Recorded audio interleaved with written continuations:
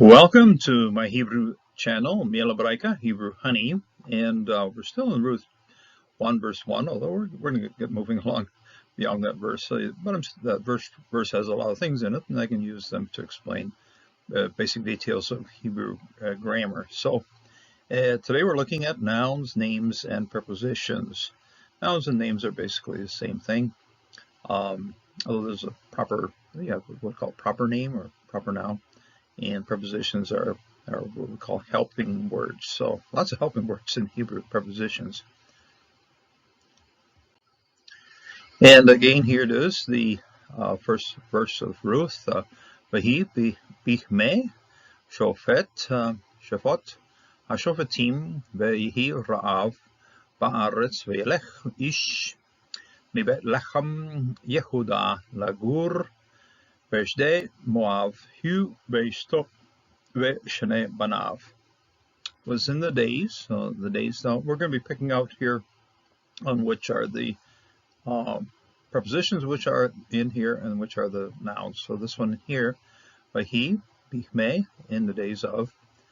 And this is a participle used as a noun. But it starts out as a participle. We're not going to cover that at the moment, but it does works like a noun. Let's put it that way. And it happened. There was a Rav. This is then a full-out noun, all standing by itself, nothing added to the front, nothing added to the back. So Rav. This is famine. Ba'aretz, in the land, and a man, also very much an independent noun right here. From Beit Lechem, and here we get into names. So Beit is house of bread. So this first one, Beit, is in a construct form, and then the second form is the absolute form, house of bread. Yehuda, Lagur Beshdei, of Judah, also a noun, a name, to live, and then or to dwell temporarily. Bishdei, in the fields of. This is a construct form plural right here at the end of this Bishdei. Moav Hu Veshto Veshane Banav. He, his wife, and his two sons. Prepositions often stand in a prefixed position on the word they modify. So these, I've picked the ones that carry prepositions out of this passage. So Bichme, these in the days. So that's the preposition right on the front there.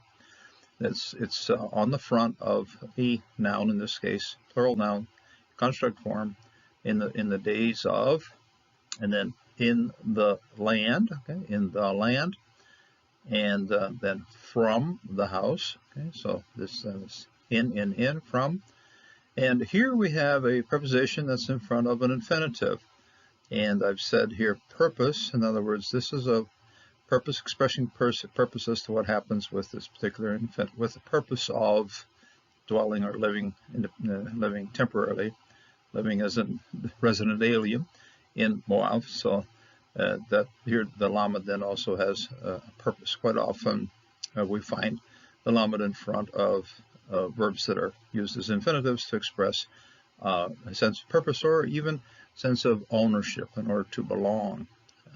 This is much more just purpose. So here we got Lagur. Bishdei, in the fields of, and this is in the very same kind of construct plural as you have your Bichme and Bishdei, okay, in the fields of Moab. Okay? So Vehi, Bichme, in the days of, preposition in front of a noun. Shofet, infinitive in front of a participle. Shofetim. Here, and then it was Ra'av, there was a famine. Nothing prefixed for a definite article, a famine, just simply a famine. Ba'aretz, in the land of. So the preposition be is in, and this little comment represents the article then, in the land, of the land. Yelech, and he went. Verb, we saw that in the previous video. Ish, a man, one man. Nothing on the front, just a singular, a certain man, just a man. Not yet named here, but next verse is coming with that. So, Ish mibet lechem, from the house of. This one is in construct form, as I said. The The normal form would be the independent form would be bayit, okay, bayit.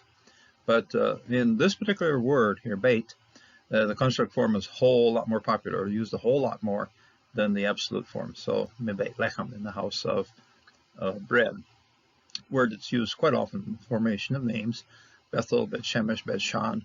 There's dozens of names that begin with bait. Okay, bait. Mebeit lechem, Yehuda of Judah, one of the names of the tribes, southern tribe, one of the major tribes, of course, the tribe that later on was the tribe that had all the Judean kings, established basically the southern kingdom after the kingdom was divided between north and south, and so this is Judah.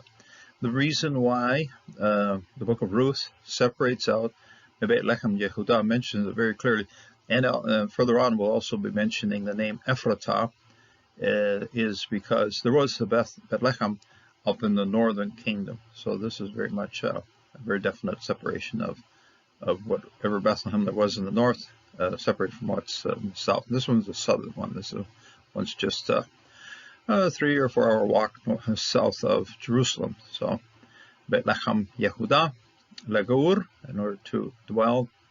So this is a preposition. This one's a preposition of purpose, okay, for dwelling, with the purpose of dwelling. And whenever you see this kind of lamed and sometimes the mem in front of a verb, this is a verb here, and the verb will be an infinitive, and it will have either ownership or purpose. This one's purpose right here, and this is in the purpose of to dwell, purpose of living. Bishde, in the fields. Again, here we have be. We've had be. Be has been the most popular preposition up to this point. We have bifme. We've had be'aretz, and here we have bishde, in the fields of. Okay, this is also a construct relationship with the next word, which is Moab. Here we have a construct relationship of beit lechem, and this is a construct for formation here of bishde, bishde, in the fields of Moab. Hu is an independent pronoun, and then ishto is also this one is both these are nouns or nouns, and this is ish. We'll start with ish. Ish was man, isha would be woman, but ishat, ishto, that is woman in the construct form. And what we see here is we have the construct form, and the construct form is used in order to have a spot or place to hang suffixed pronouns, and that's what you have here. That's what you have right here too. Banav and Shnei Banav. So his wife and his sons. Okay, sons of him. So Banav. So Ben is the singular form. Banim would be the plural form. Baneh would be the plural form construct. And then you have use plural form construct to tack on the suffix pronoun here, Baneh. So there you have it. You have prepositions here, be, me, le, be. We're missing k. It wasn't in this one, the kaf. And like we said, there's also some that will be independent, and this one here, min, will function as a min. All the other ones are prefix. In other words, they don't really have their own. In ancient history, there might have been independent versions of these, but they generally are just simply prefixed onto the nouns they modify, or the verbs they modify right here. So this is be, men, le, be. So nouns can be normal. We've seen normal nouns in here, like Ra'av, Ish, and normal names, Betlechem, Yehuda, Moav, and we've seen construct connections, and that's where. And the construct state generates what's known as a construct chain. In other words, the first one will be in a construct state, second one will be an absolute state, and that forms a construct state. Construct chains can run up to 3, sometimes almost 4, really stretching a little bit, but almost always just 2, sometimes 3, really stretching, it might even reach 4. So words all pulled together, all strung together, and with certain relationships between them or among them. So Vayhi b'chmeh shofet hashofetim v'hi ra'av ba'aretz v'yelech ish mebet lechem Yehuda lagur b'shtei Moav hu v'eshto v'shnei banav. May God bless you. May God strengthen you, and put some effort into learning this. It's very interesting. It really does brighten up. It really does give a lot more insight as to what we see in the text. Translations are fine because they will do their job and bring us what's in the text. But this adds another level of meaning and intensity and color and so forth to the passage. So pick it up and make it part of your heart and spend some time on studying it. And it really is an exercise that's worth doing. I know that's been true for me, and I hope it's also true for you. God bless you as you study His Word. Until the next time.